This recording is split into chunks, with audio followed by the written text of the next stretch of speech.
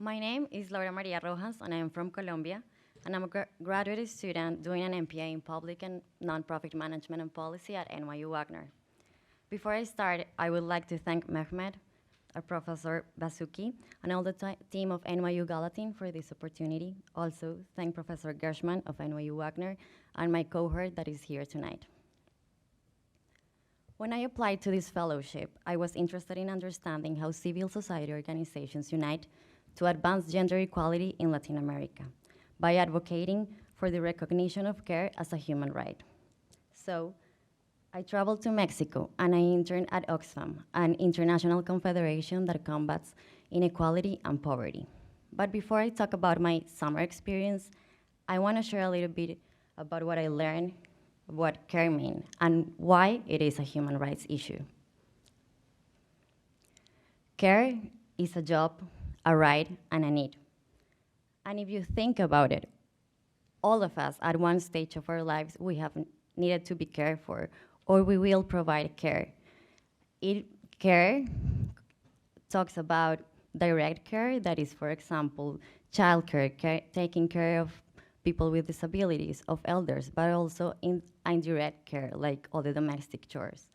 But overall, care is essential to sustain life. But it has been historically invisible, unvalued, seen as feminine and unproductive, and mostly assumed by women. For instance, in Latin America, women dedicate the triple of time to unpaid caregiving than men. And between 11 and 80 million paid women work as paid domestic workers, but most of them have informal jobs. Also, women who have higher incomes can transfer the care tasks to other women, usually of lower income and who are indigenous of the rural areas. That is what is called global care chains. In Mexico, approximately 31 million people provide care, and most of it is unpaid. 7 of every 10 women who are unemployed say that one of the reasons is because of the care burden they have. Also, Mexico doesn't have sufficient care services or care infrastructure.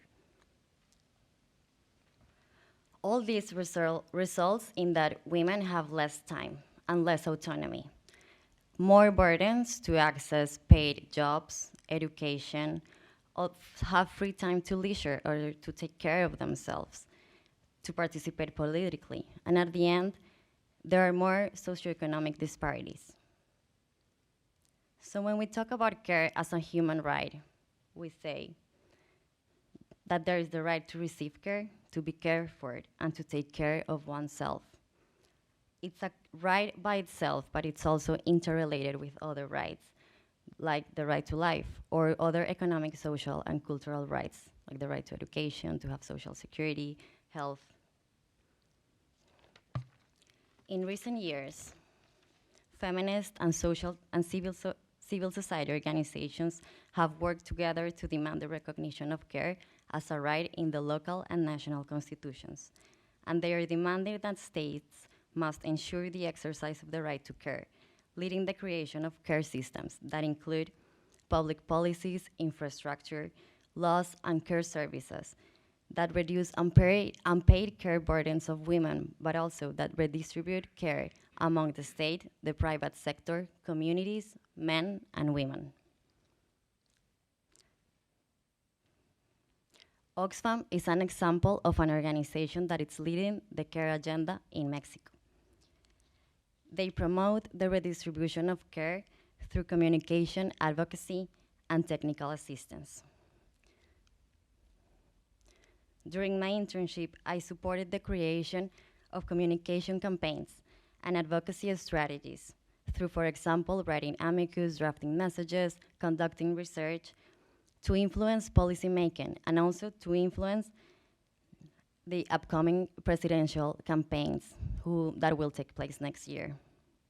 Additionally, I assisted grant writing for projects aimed at helping states design care systems and contributed to the strategic program planning and goals definition of the team.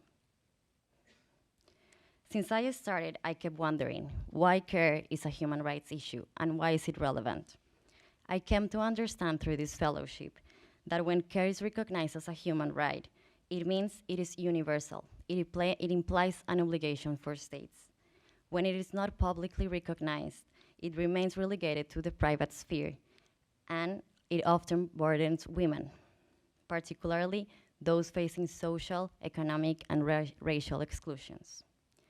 Beyond this, when care is recognized as a human right, it can also be placed at the center of a political agenda, a political project that makes us rethink what work means, makes us rethink the obligation of states, make us rethink our economy and how we live collectively with others, with the environment.